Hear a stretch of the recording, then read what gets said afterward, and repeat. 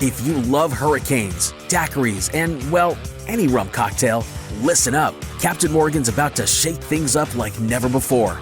We're talking Bourbon Street, New Orleans, home to legendary drinks and unforgettable moments. But what if we told you the most iconic cocktails here have one thing in common? Hint, it's not bourbon. That's right, it's rum. And Captain Morgan is bringing unforgettable fun to Bourbon Street in a way you won't want to miss. Get ready for something big as we gear up for Super Bowl 59. Make sure to keep your eyes on NOLA's most iconic street. Who knows, Bourbon Street might just need a new name. Stay tuned for clues and get ready for the most legendary adventure yet. Please drink responsibly. Captain Morgan Original Spice Rum, 35% alcohol by volume. Captain Morgan Rum Company, New York, New York.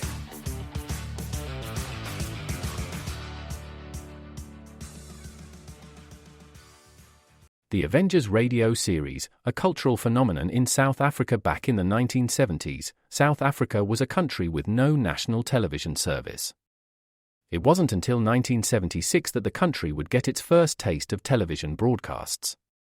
But before that, radio was the primary medium of entertainment and information for the masses. This was the context when The Avengers, a British spy FI series, made its debut on South African radio and became a cultural phenomenon. The Avengers was a British television series that originally aired from 1961 to 1969. The show revolved around the adventures of John Steed, a suave and sophisticated secret agent, and his various female associates. The series was a unique blend of traditional spy thriller elements with science fiction and fantasy, which set it apart from other shows of its time. While the series was hugely popular in the UK and had also made a significant impact in the American markets, being one of the rare British series given a network transmission slot, it was virtually unknown in South Africa. This was primarily due to the lack of a national television service in the country until 1976. However, as a film series, The Avengers was able to gain some exposure in South Africa through film rentals. But it was the launch of the radio series that truly brought The Avengers to the masses in South Africa. Come and listen at www.myclassicradio.net.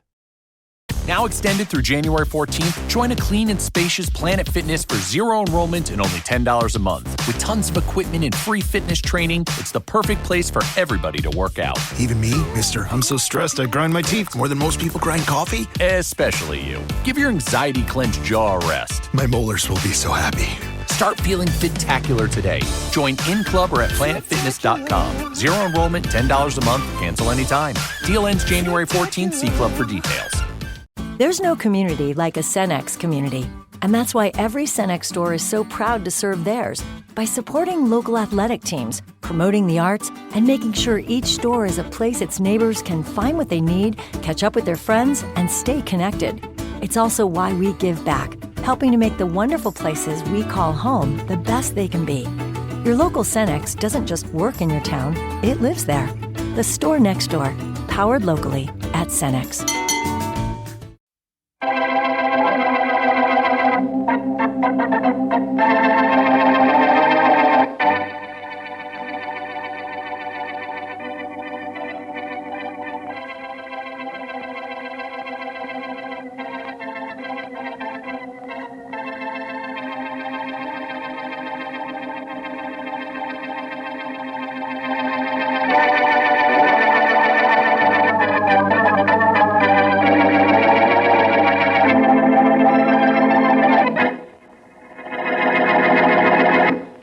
Try it once more. All right. Remember what I told you.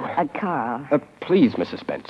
I could remember better if you called me Harriet. If you don't mind the golf swing, you did come to my studio to get golf instruction? Yes, but that was before I met you, honey.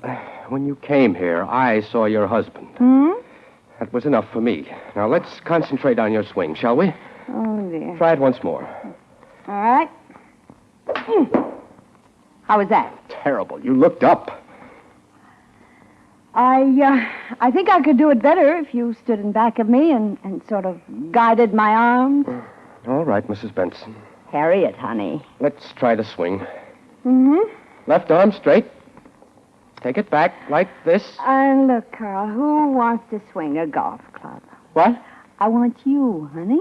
Come on, Carl. You're human. Break down a little bit, hmm? Hey, you see? Didn't hurt a bit, did it? Look, Mrs. Benson, we've got to cut this out. We can't. Well, hello, John. Hello, Mr. Benson. Hi, Harriet. Grady. How's the instruction coming? Oh, fine. Yeah, it looked pretty good. When did you come in, darling? Yes. What do you mean, when? I mean, just this second or just about a minute ago? What difference does it make? Well, Mr. Benson, I can see how it could make a lot of difference to all three of us.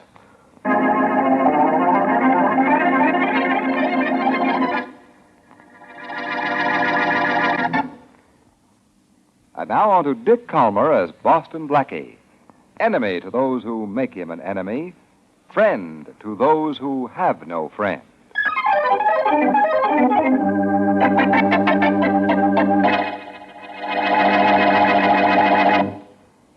Take it. Don't be calling up with those stupid questions. And don't call me again until you get that new list of colleges. Goodbye. What kind of imbeciles have I got working for me? What kind do you want, Benson? Don't you get cute, Gordon. I've got enough on my mind. You seemed a little whacked up when you came back from that studio where your wife was getting a golf lesson. What went on? That's none of your business. Okay. Let's get to something that is my business. All right. The lists for Saturday. Are they ready? Yeah, here. 10 colleges, all tough. Have this list printed up. Okay. Only, about your wife. You know, if it was my wife... Shut up, you. Shut up and get out of here. Okay. I'll get the list printed up. Now, wait a minute. Well? Take a look at the list. Let's see. What do you think? Well... Yeah, it looks okay to me. You'll clear 20 grand on this list easy. Mm-hmm. I'll go rush you down to the press. Hold it. For what? For a little errand you're going to do for me. What's that? On your way downtown, I want you to stop and see my wife's golf instructor. Here's his name and address. What am I supposed to do there? Take a lesson? Kid. I want you to give him one.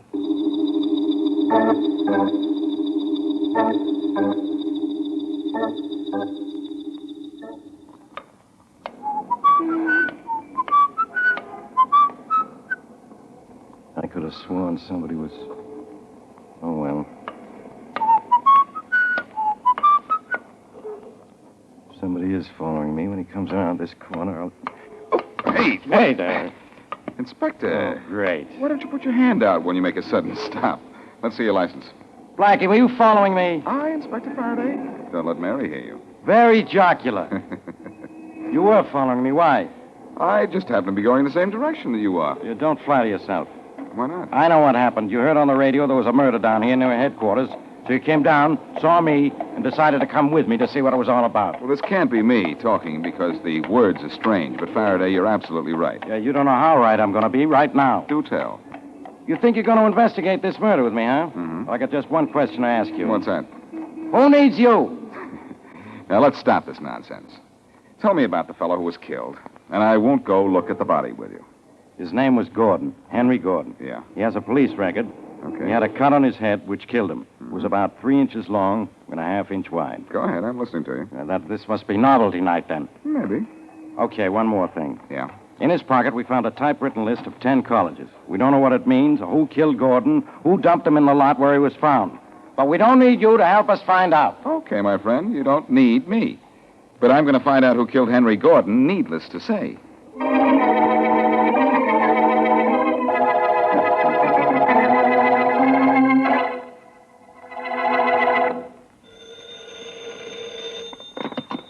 Yes? This is Carl Grady. Oh, hello, honey. Did you hear about it, Mrs. Benson? Hear about what? The body of the man they found killed in a vacant lot next to my golf studio. Huh? A man named Henry Gordon. Yes, I heard it on the radio. What are you so excited about? Look, Mrs. Benson. Harriet, honey.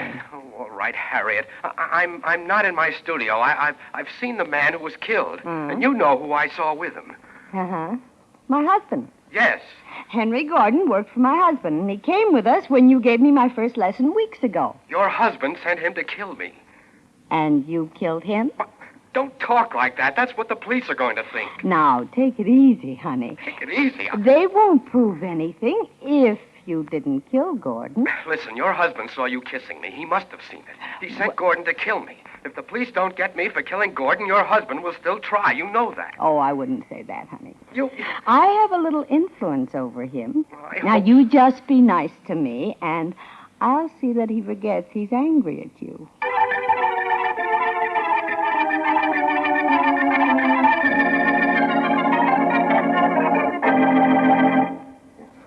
If I was only sure. You nervous, Mr. Benson? Sure, I'm nervous. Gordon was knocked off, wasn't he? You want to know who did it, boss. You sent him out. Yeah. Sent him to that golf teacher's studio. They found his body in the lot next door. I think maybe Carver got to Gordon. That's it. It was Les Carver. He wants in on our college racket, don't he? Sure. Maybe he followed Gordon from here and had one of his boys get him. Well, how do we find out? Carver's on his way over here. He called up. Now, you stick close. Keep one hand on your gun. I might need you, Joe, very badly. That's why I'm here. And don't forget. About Gordon, boss. Yeah? The cops found a list of the 10 colleges. Now, ain't they going to figure what we're doing? Don't be silly. Of course not. Why not? Now, look, Joe, you worry about your gun. I'll take care of the thinking around here. Just you... Hi, Benson. Well, Come on in, Ricky. hi, Carver. Okay. Brought a friend, I see, huh? Always bring a friend. Stay by the door, Ricky. Right. Mr. Benson and I shouldn't be interrupted. Let's get this over with, Carver. What do you want? They want? Yeah. I don't want for nothing. Just to say how sorry I am your friend Gordon got bumped. That's all? Sure. Got a deal for you, though, as long as I'm here. What's that? This college racket of yours. I'm in for half. How did you find out what I'm doing? I got friends. Uh-huh. Some of them your friends. Like I said, I'm in for half. We got a deal? Don't be funny. Why should I cut you in? Rick. Okay. That fool at the door went for his gun, boss. I just nicked him in the head. You shouldn't have had your boy do that, Benson. All Rick was doing was going for a handkerchief. Handkerchief, huh? He's got a little cold. I think you better get him out of here, Carver. He's got a little cold, you say. That's right. Well, try and muscle in, and I'll cure him for you. I'll put the heat on, but good.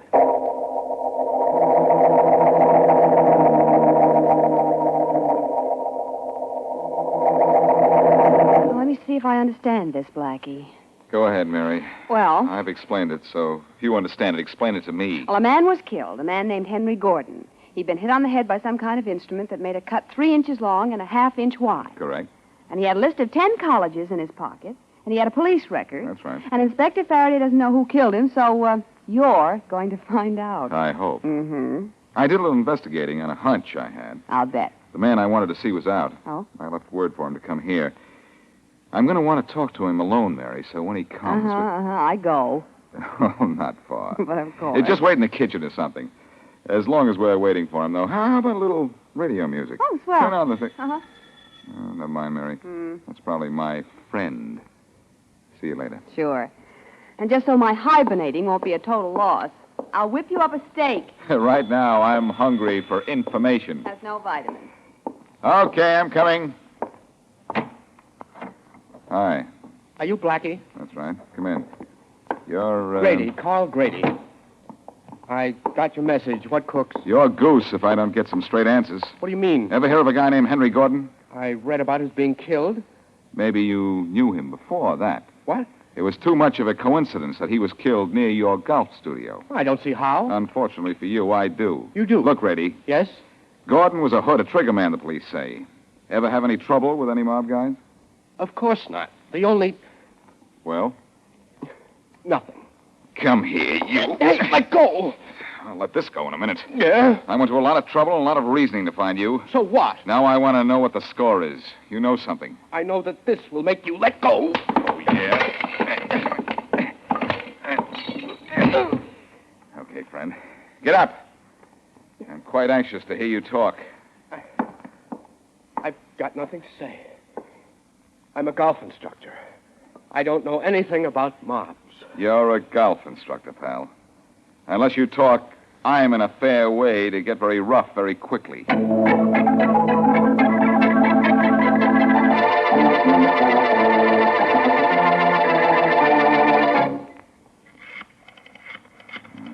So many numbers in these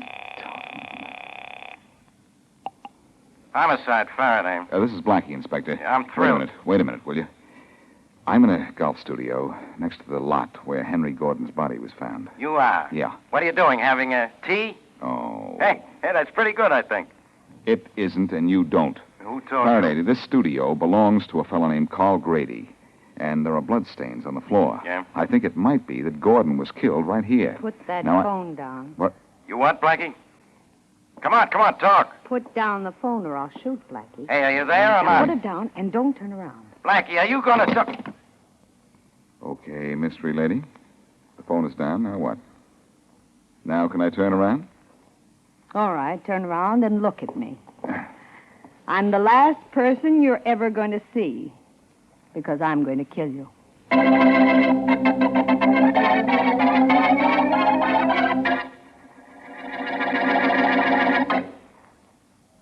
And now, back to Boston Blackie.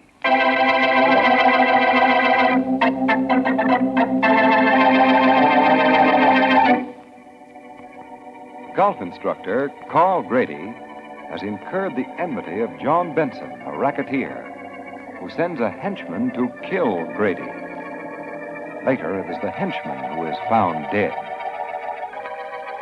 Boston Blackie, discovering evidence that the man was killed in Grady's studio, is held at gunpoint by a woman who threatens to kill him. As we return to our story, Blackie is tied up and the woman is driving him out into the country.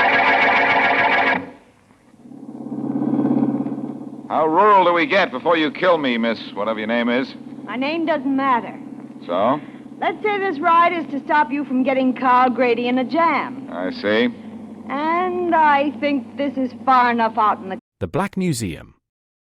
Horror and mystery based on Scotland Yard's collection, Orson Welles was both host and narrator for stories of horror and mystery based on Scotland Yard's collection of murder weapons and various ordinary objects once associated with historical true crime cases. Walking through the museum, Welles would pause at one of the exhibits, and his description of an artifact served as a device to lead into a wryly narrated dramatized tale of a brutal murder or a vicious crime. In the United States, the series aired on the Mutual Network between January 1st and December 30th, 1952. Beginning May 7th, 1953, it was also broadcast over Radio Luxembourg sponsored by the cleaning products Dreft and Miro. Since the BBC carried no commercials, Radio Luxembourg aired sponsored programs at night to England. In the United States, a program of similar scope, using many of the same picked cases as the Black Museum, and nearly mirroring its broadcast run was broadcast by NBC called Whitehall 1212. The two shows were different in the respect that while Whitehall 1212 told the story of a case entirely from the point of view of the police starting from the crime scene, the Black Museum was more heavily dramatized and played out scenes of the actual murders and included scenes from the criminal's point of view. Come and listen at www.myclassicradio.net. Country, don't you, Blackie? Oh, I'm in no hurry to do anything but stop you from what you're in a hurry to do. You can't, though, with your hands tied. The funny thing is, they aren't tied. What? See? How did you get them? Never mind about that. Let me show you what I'm going to do about this. Now, you stop it, Blackie. Blackie, let go of that wheel. We'll run off the road. Yes, and right into these trees. No, Blackie, stop it. Stop it.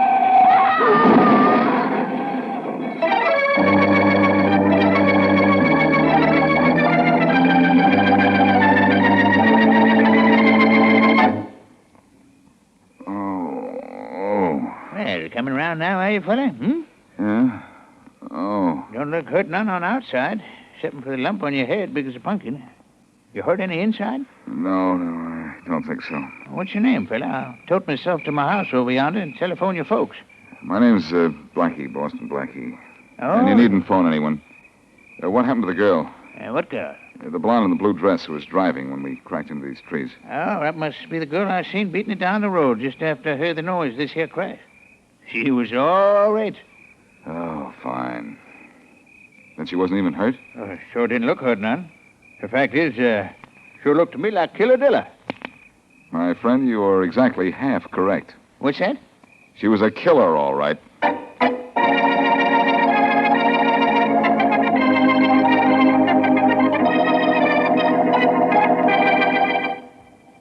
What about the stain you found on the floor at Grady's studio, Callahan?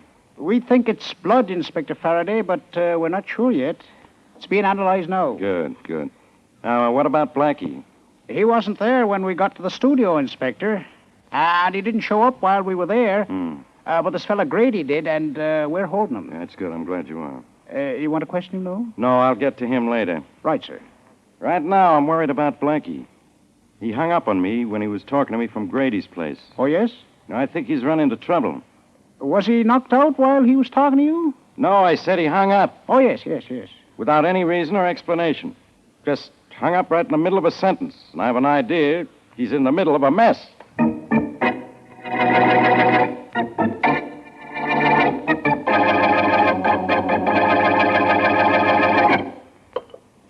You're not touching your dinner, Harriet. What? Oh, Aren't you hungry? no, not very. How come? Had a rather bad afternoon. I guess I'm too tired to eat. Well, I'm the one who should be nervous. Les Carver is out to get me, and he's a tough character. Oh? Incidentally, you don't look too good, you know that? I was in an automobile accident. What? I rented a car and smashed it up. Oh, was Carl hurt? He wasn't with me, and don't get... Well, Harriet, what's the matter? You jumped a mile when the doorbell rang. Yeah, I know. Come in. Caught you at dinner, huh, Benson? Oh, Carver. Sure, it's Carver, Benson. Don't get up, either of you. Well, what is it? Well, like I told you in your office, I want in on a college racket, and I'm tired of waiting. Very tired. Oh, why don't you lie down? Don't fool, Benson. Don't do it. Now, wait a minute. Tell me something. How did you know I ran the college racket? Gordon, the guy found bumped off, told me. You didn't know Gordon was crossing you, did you? What's the difference what I knew? Huh? I know one thing now. You're getting out of here. I said I want in, Benson, or you go out. Feet first. Look out, Johnny. He's got a gun. I can stop. Good work, Harriet. You knocked him down with that vase. Yeah. Now I'll finish him. No, John, don't. John, is he dead? Are you kidding? But if you hadn't knocked him down with that vase, I couldn't have done it. So, we're in this together. Isn't that nice?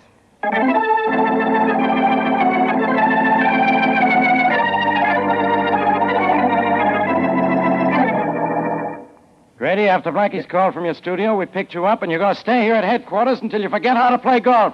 If you don't tell me what you know about the Gordon killing. I've told you all I know, Inspector Faraday. You've told me nothing. That's all I know. I heard the guards talking about another killing tonight, a man named Les Carver. I suppose you think I killed him, too. Who knows? I'm interested in one murder at a time. Well, I had... Look, you're on a spot. But Your golf studio was right next to the lot where we found Gordon. That mark on Gordon's head could have been made by a golf club.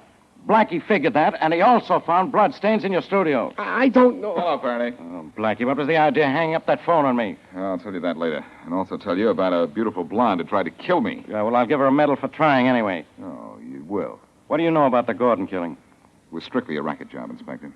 So was the Carver murder. Les Carver and a guy named Benson didn't like each other, you know. I know that, but what was their racket? Well, I can guess.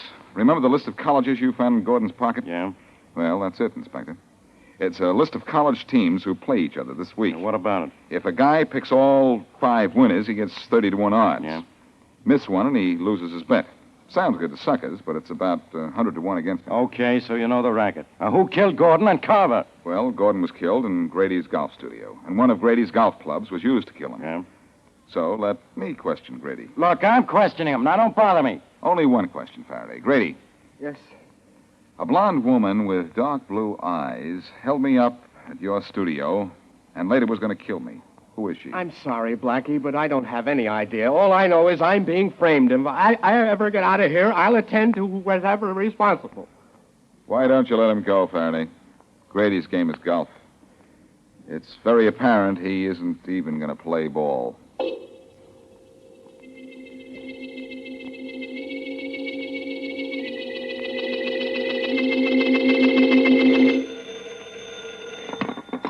Hello? Hello, Harriet. This is Carl Grady. Yes, Carl. I heard you were in jail. I was, but they let me go. Oh? Look, is it all right to talk? Yes, my husband's upstairs. What is it? I have to talk to you. I'm leaving town on the midnight train, track 6, car 491, compartment 4. Meet me in my compartment at 11:45, will you? Yeah, but look, Carl, You won't have to leave town with me, just as far as the first stop. That's only an hour's ride. It's important. Important to who? To you. Well, what's so important about it? You be in my compartment. And when the train starts rolling, I'll start talking.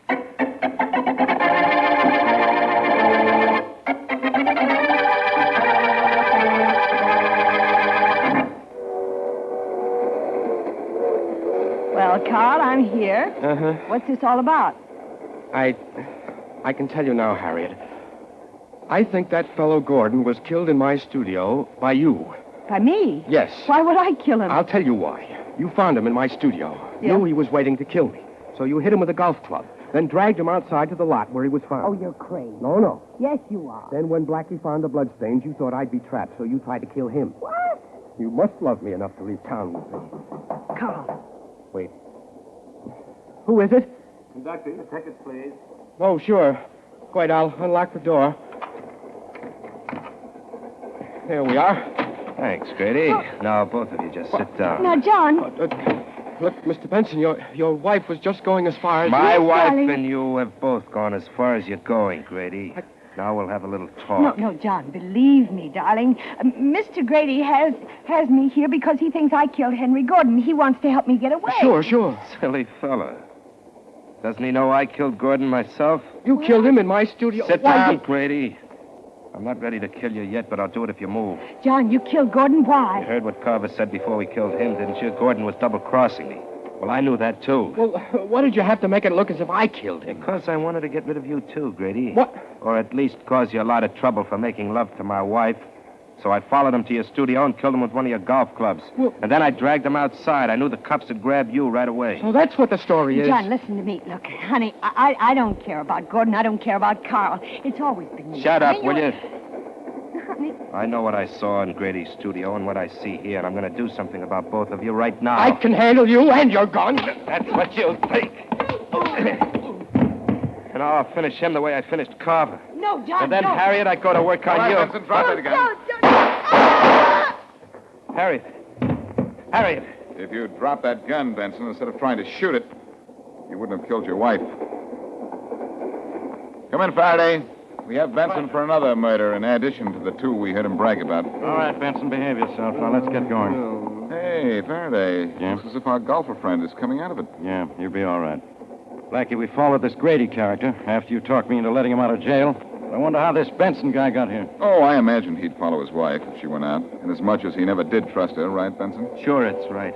I followed her here, knew she was going to leave town with Grady, and I was going to kill them both. Well, Benson, Huh? looks like your killing career is over. And so is your racket activity. It sure is. You won't be handling any more bets on college games. You can say that again, Blackie. Not right now. Yeah. Faraday, you see to it that Benson here doesn't fool with colleges anymore. Yeah, you can bet on it. That he switches from the seat of learning to an entirely different kind of chair.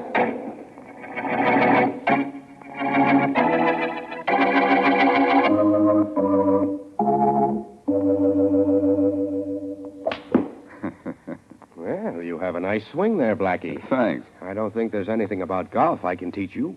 You might teach me how to keep from freezing up with a water hazard ahead of me, Grady. Oh, that's easy. Play a course that doesn't have any water on it. Let's see that swing of yours again. Okay. Oh. You know, Blackie, I think you could teach me a few things about golf. Well, I hope I've taught you a few things, Grady. Such as not protecting people who don't deserve it. Yes, you have. Especially killers. But Mrs. Benson didn't kill Gordon. I know. I merely thought so, and I thought she did it to protect me. I was just trying to return the favor. Yes, and what were the thanks you got for it? Exactly. A couple of bullets that might not have missed. If Benson were as good a shot as you are a golfer, you'd be dead. Well, I don't intend to get mixed up again with people like the Bensons. From now on, I'll stick to golf. Do that, Grady. Because murder is out of bounds. And it doesn't cost you a stroke. It generally costs you your life.